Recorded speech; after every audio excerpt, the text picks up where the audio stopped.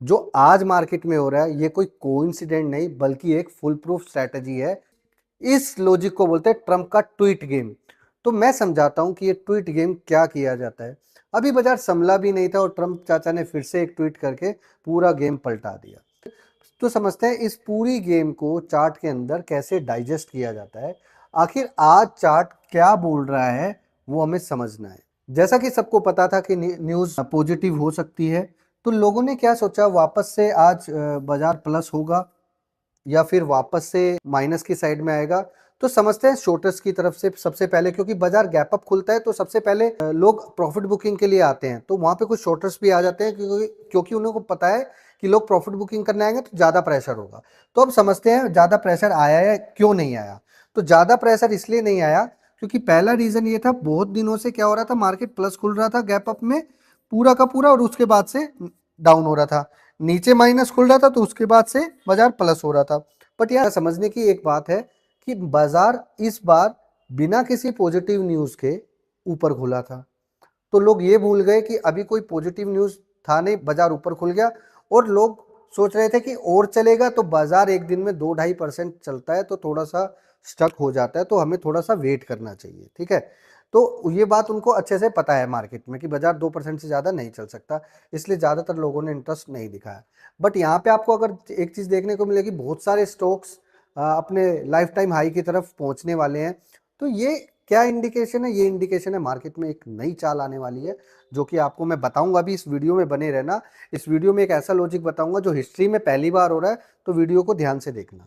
तो यहाँ पे क्लियर कट है, हम लोग वापस से उसी लेवल की तरफ रहेंगे। 24,447 will act as a Lakshman Rekha. तो लास्ट टाइम मैंने ये बताया था, अब इसी लेवल को हमने पकड़ के रखना है और जैसे ही मार्केट इसके नीचे जाता है तो एक स्मॉल पैनिक हो सकता है, जो कि रहेगा 23,947 से लेके 23,770 तक की रेंज में आपको नीचे की साइड में देखने को मिल सकता है।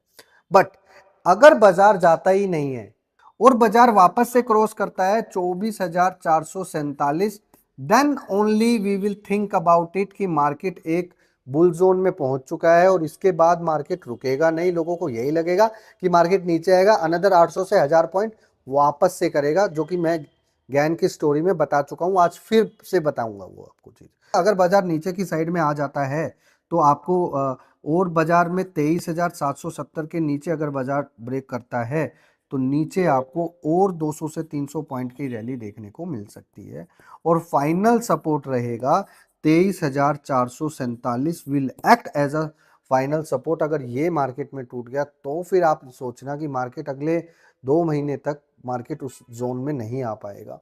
उसका रीजन है क्योंकि अब जो इवेंट इंसिडेंट होने वाला है वो बहुत सालों बाद इस तरीके का हुआ है और ऊपर से ये कंडीशन चल रहा है, तो ये सारी कंडीशन मिला के मुझे ऐसा लग रहा है कोई बड़ा ट्रिगर आएगा जो लोग समझ नहीं पा रहे हैं कि कितना है। हो सकता है निफ्टी यहाँ से 10% ऊपर नीचे हो जाए। अब वो होने वाला है विद इन 15 डेज में, तो उसके पीछे क्या लॉजिक है मैं बताऊंगा। द बिगेस्ट हर्डल इज 244, अब ये फुल एंड फाइनल हर्डल है। और नीचे की साइड में आपको यही सेम लेवल बताया है 24,147 के नीचे अगर बाजार गिरता है तो शार्प फॉल आपको देखने को मिलेगा।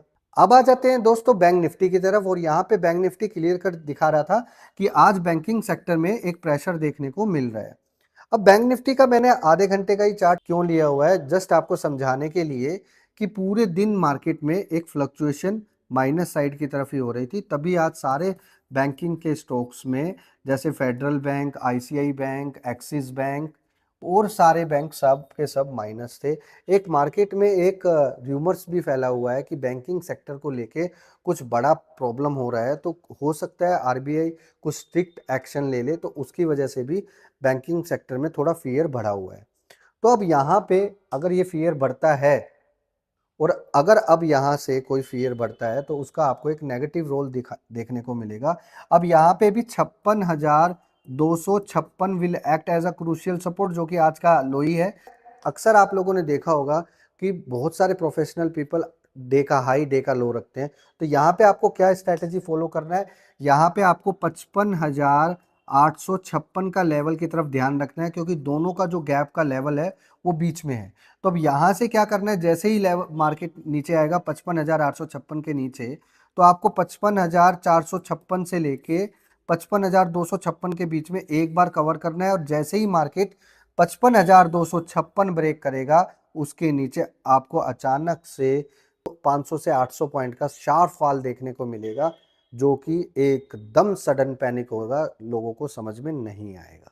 अब यहाँ पे समझते हैं कि बैंक निफ्टी का जो क्रूशियल सपोर्ट है वो था 55,856, और अपसाइड का जो लक्ष्मण रेखा है वो है 57,256। जब तक 57,256 ब्रेक नहीं होगा अपसाइड में, हम कोई भी तूफानी रैली नहीं करेंगे। 56,256 के ऊपर जो तूफानी रैली होगी उस वो ऊपर में 58,856 से लेके 59,456 तक के लेवल दिखा सकती है। तो गाइज इसको बिल्कुल भी इग्नोर मत करना, क्योंकि ये बहुत बड़ा ट्रिगर है। और वीडियो को भगाकर नहीं देखना, क्योंकि एंड में मैं बताऊंगा कि मैं क्यों बोल रहा हूँ, कौन सा लॉजिक है जिसकी वजह से निफ्टी यहाँ से 5 से 10% के बीच में फ्लक्चुएशन हो सकता है। यहाँ पे भी आपको एक चीज देखने को मिलेगी कि मार्केट अचानक से वहीं पे रुका हुआ है, इसी लेवल के आसपास, क्योंकि ये लेवल ही बड़ा क्रूशियल लेवल है, और यहाँ से आपको पता लग रहा है कि मार्केट किस तरीके से ऊपर की साइड में रन कर सकता है। जैसा कि मैंने आपको बताया था, अपसाइड में मेरा टारगेट रहेगा लास्ट वीडियो में 56,856 और 57,256। तो आज एग्जैक्टली वही टच हुआ और मार्केट गिर गया। तो ये लेवल जितने भी मैं निकालता हूँ वो सारे के सारे मैं न्यूमरोलॉजी के थ्रू निकालता हूँ। अगर आप भी न्यूमरोलॉजी सीखने में इंटरेस्ट हो तो इस वीडियो को आप लोग बहुत प्यार दोगे ना, तो मैं आपको वीडियो देने वाला हूँ 10 मिनट का, जिसमें मैं किस तरीके से सारे लेवल्स निकालता हूँ। जिसको लोग लाखों में बेच रहे हैं ना, मैं वो free of content, free of cost आपको प्रोवाइड कर दूंगा। अब यहाँ पे आ जाते हैं सीधा स्टॉक्स पर। जैसा कि मैंने लास्ट टाइम बताया था कि मैंने ये सीरीज नए तरीके से स्टार्ट की है। तो यहाँ पे 361 लुकिंग हॉट। तो अभी ध्यान रखना है, लास्ट क्लोज जो हुआ है वो हुआ है 1098, उसके बाद जो लक्ष्मण रेखा था वो था 1047, तो उसके ऊपर चल रहा है, तो इट्स लुकिंग टू हॉट। तो कल आप इसको देख सकते हैं, और अपसाइड में आपको 1077 से लेके 1100 तक के लेवल आपको ऊपर की साइड में देखने को मिल सकते हैं। अब आ जाते हैं एल्केम पर। एल्केम की तरफ आ जाते हैं। एल्केम में लास्ट क्लोज हुआ है 1093, यहाँ पे लक्ष्मण रेखा आपको अपसाइड में देखने को मिलेंगे। I love Bajaj group. अभी बजाज ग्रुप में मैंने यही स्टॉक क्यों पकड़ा है, इट्स लुकिंग टू हॉट, तो इसको समझते हैं। तो लास्ट क्लोज जो हुआ है वो हुआ है 10,030 के ऊपर। तो यहाँ पे वही न्यूमरोलॉजी के अकॉर्डिंग लेवल निकाला है हमने कि 10,147 will act as a Lakshman Rekha. अगर बाजार इसके ऊपर चलता है 10,370 से लेके 10,547 तक आपको ये लेवल अपसाइड में देखने को मिल सकता है। जैसा कि आज पावर सेक्टर में और डिफेंस सेक्टर में भी कुछ मोमेंटम आ रहा था, तो उसमें हमने बीएल को सिलेक्ट किया है। बीएल में 448 के पास क्लोज हुआ है, लक्ष्मण रेखा है 451 का, और अगर 451 क्रॉस करता है तो अपसाइड में आपको देखने को मिलेगा 467 से लेके 471 तक के लेवल आपको देखने को मिलेंगे। यहाँ पे सुपर हॉट स्टॉक में 2 स्टॉक्स हैं। पहला गेल। गेल के ऊपर ध्यान रखना है। गेल के में आपको आने वाले 3-4 दिनों में बड़ी मोमेंटम दिख सकता है, क्योंकि गेल न्यू प्रोजेक्ट्स के ऊपर बहुत ज़्यादा काम करने का प्लान कर रहा है। एंड द पावर ग्रिड में वही पावर सेक्टर चल रहा है, तो इस वजह से हम पावर सेक्टर की तरफ ज़्यादा ध्यान देकर बैठे हुए हैं। और पावर ग्रिड 307 के ऊपर सुपर लुकिंग हॉट है, और अपसाइड में आपको 327 से लेके 341 तक के लेवल आपको जल्दी देखने को मिल सकते हैं। तो यहाँ पे आपको क्लियर कट समझ में आ गया होगा। तो मार्केट में फिर से न्यूज़ का खेल चल रहा है, तो आज समझते हैं न्यूज़ का गेम कहाँ पे ज़्यादा हो रहा है। बस ट्रम्प चाचा का ट्वीट का खेल चल रहा है। तो ट्रम्प एक तरफ कह रहे हैं, चाचा एक तरफ बोल रहा है कि हम डील करने के लिए तैयार हैं, दूसरी तरफ ईरान क्या कर रहा है, जो अमेरिका ने जो ब्लॉकेज किया हुआ है उस ब्लॉकेज से हटकर वो एक नया रूट पकड़ रहा है, और नया रूट अगर उसने पकड़ लिया तो वो ऑयल सप्लाई अगर लोगों तक पहुंची जाएगी तो फिर ट्रम्प चाचा और संकी हो जाएगा, और फिर वो और ट्वीट का गेम खेलने लगेगा। तो इस बात को आपने समझना है पूरा। अब यहाँ पे ये सारा प्रॉब्लम हो रहा है, और उसी प्रॉब्लम्स के दौरान में चाइना ने एक अलग गेम खेल दिया है। सीधा क्लियर कट बोल रहा है, मैं यूएस को सोलर इक्विपमेंट दूंगा ही नहीं। आईपीओ के रिगार्डिंग है, ये एक अलग तरीके की न्यूज़ है। बाकी वही है, गेल के अंदर बहुत ज़्यादा सोलर पावर वाला वो चल रहा है। एंजल वन के अंदर एक न्यूज़ था, इनके बहुत सारे क्लाइंट्स चले गए हैं, जो कि मेजर कैटेगरी एचएनआई की थी। तो एंजल ब्रोकिंग को छोड़कर जाने का कोई तो एक रीज़न होगा ही ना। तो सोचो आने वाले टाइम में इसमें भी कुछ प्रॉब्लम हो सकता है। अब आ जाते हैं उस मेन पॉइंट के ऊपर जो मैं आपको बोल रहा था। इतिहास में पहली बार ऐसा हो रहा है कि एचडीएफसी बैंक और आईसीआई बैंक का रिजल्ट आने वाला है, वो भी सैटरडे को, पहला पॉइंट। अब कल का डेट है 16 और मेरे ज्ञान के अकॉर्डिंग 17। तो अगर कल ये डेट नहीं आया, अगर कुछ नहीं हुआ कल, तो ट्रम्प चाचा 17 तारीख को कुछ करेगा। और अगर ये सब कुछ गेम इसलिए हो रहा है कि मार्केट को गैप अप और गैप डाउन करने के लिए है, तो ये सारा का सारा इफेक्ट आईसीआई बैंक और बैंक के ऊपर फोड़ा जाएगा कि इसकी वजह से मार्केट ज्यादा फोड़ा गया है।